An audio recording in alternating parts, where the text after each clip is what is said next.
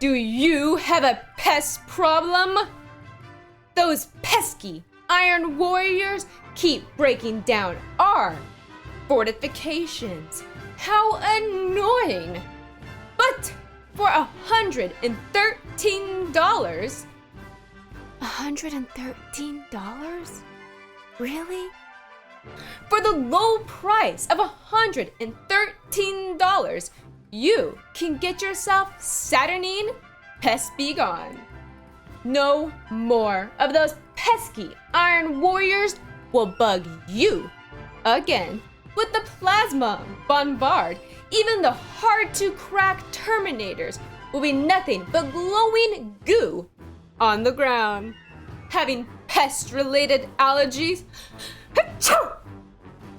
The disintegrator ray will turn even the most disgusting nurglings into atoms. Remember, nothing is cleaner than mild radiation. In this Administratum-approved tutorial, I will teach you how to paint yellow without the influence of Slanesh. You're welcome. And I will not be using any streaking grime, enamel, oil, or anything that requires a hazardous gas mask. It would just be you, me, a brush, and some yellow paint. Step 0. You are going to prime your mini black. I use Chaos Black from GW, which surprisingly is going to work really well for this. And for our first color that we are going to be putting on this is going to be light orange from Vallejo. And if you ever wanted to know what is a better Averland sunset, it is the Vallejo light orange. I absolutely love it. But it's more like a glaze-like substance than like a pure pigment paint. So what you're gonna do is you're gonna go ahead and just cover up the entire base of the armor. It doesn't need to be perfect because your first coat is going to look pretty bad. And then we're gonna build up the color to the middle. So once that dries, you're gonna do the second coat directly on top of it, focusing more towards the middle, kind of leaving the vital edges alone. Once that dries, you do your third coat on top of that, and you're just gonna focus in that middle area, kind of leaving down to where it's gonna be darker around the edges. And that black is gonna come through, and that's gonna give this natural grim dark look before you even do anything to your mini. And as you can see, we did that on like that upper chest area on that armor. I just coated up that entire thing in that light orange. I let it dry, and then I fill it up again, and then do it a third time, focusing all of that area towards the middle to be the absolute brightest. Now, if you don't want it to be grim dark, then what are you even doing here? But for real though, if you don't want it to be grim dark, then you're going to want to fill the entire area in that light orange from Vallejo with about 3 coats. And if you don't want to do that, you can mix just a little bit of orange with like a pure white, like Pro Acryl white. Fill it up first in that entire area, and then you would put that light orange over, and it would only be 1 coat on top.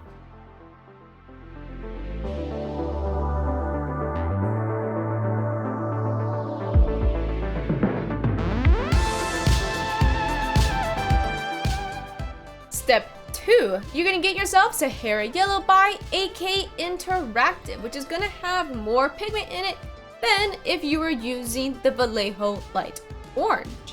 And I got myself the handy makeup sponge, and on a wet palette, I just tipped it in there, and then I got the excess off on the side.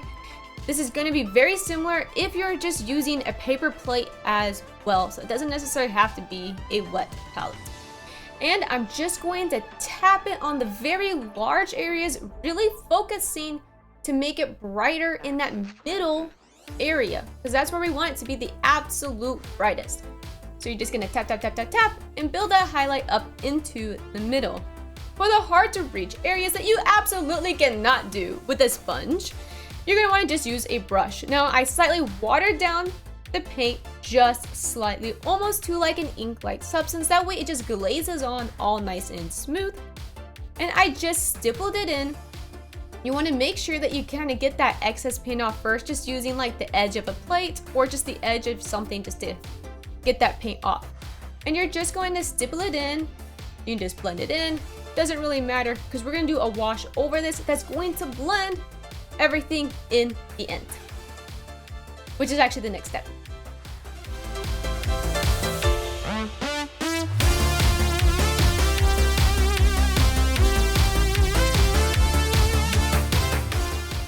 We are going to go ahead and give this a good wash with Seraphim Sepia, which is not like Agric's Earthshade. Seraphim Sepia is more like these kind of orange and red tones.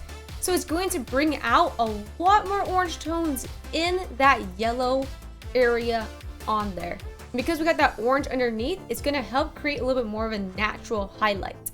Now, so you're going to go ahead and give the whole thing a wash. Now on those big areas, I decided I want those to be lighter.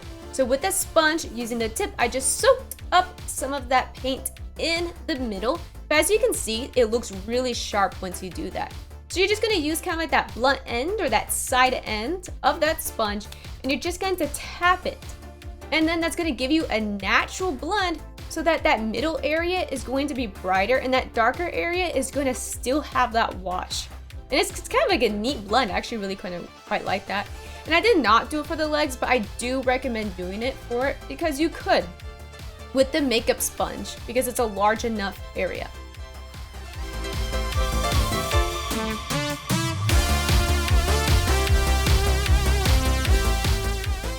But what if you want it to be even grimier?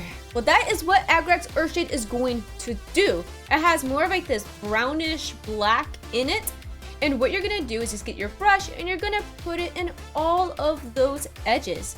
And I used just my finger and I just tapped it in to blend it. Now you could use a sponge if you want to, but you might want your sponge to be slightly damp so it doesn't soak up all of that wash. You can also just use a dry brush and just tap it or stipple it in and blend it in with the rest of your mini.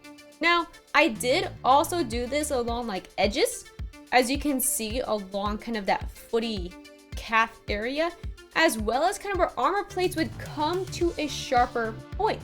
So if you highlighted that earlier, you just get your Agric's Earthshade and just tap over those areas with it.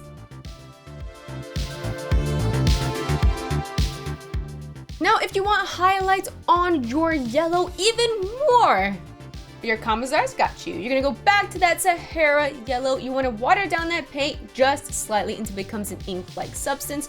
You wanna get some of that excess off your paintbrush first.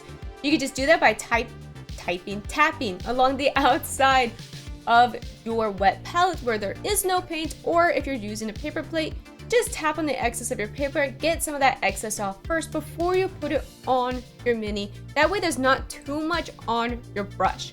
And then went ahead and just kind of tapped there, just painted in that little middle area, staying away, far away from those edges. I then just used my finger and I tapped and blended it in. You could use a sponge, but I would recommend doing the brush first.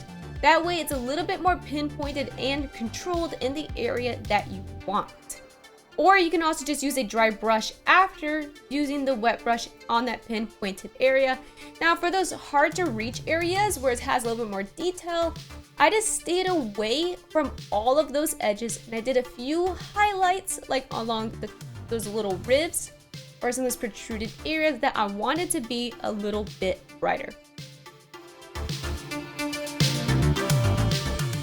For chips and scratches on your yellow, we're gonna use Dryad bark. It's gonna look a whole lot more natural on this yellow than using a black. You wanna water down this paint until it's almost like a consistency of a contrast paint. I then get the excess off just using a sharp edge, and I did not use a paper towel to get the excess off, so just use a sharp edge or something to get it off. I then just like to do little light scratches. I like to go from a distance and work my way up until I do a little light scratch on the mini. I really like to focus on a couple light scratches throughout the mini and maybe even a couple that look a little bit odd shaped. And those are gonna look good for more of a chip than just a normal small scratch. I also would focus on sharp edges. I'll just tap it along some of the sharp edges. You don't want to make it complete. I just use the side of my brush. I like to add more scratches and heavier scratches along that foot and calf area. And even on that calf, it's got like that rounded area. It's not quite a sharp edge, but I still did a little bit of tapping along that area, almost making a line where it would come to if that was a sharp edge. And once we do the highlight, these are going to really pop.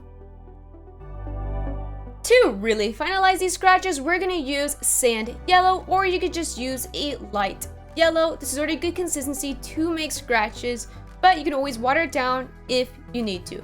You're going to want to do these scratches right underneath that dark line we just did with that dryad bark.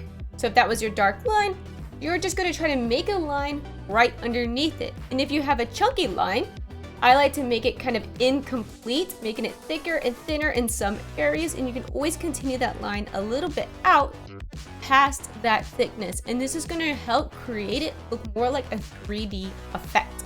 I also did some light scratches throughout with that paint.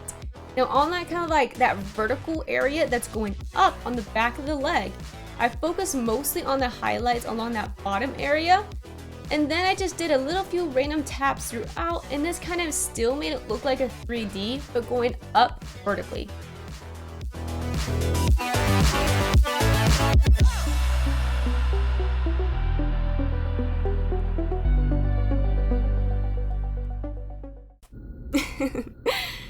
Did I add a disclaimer?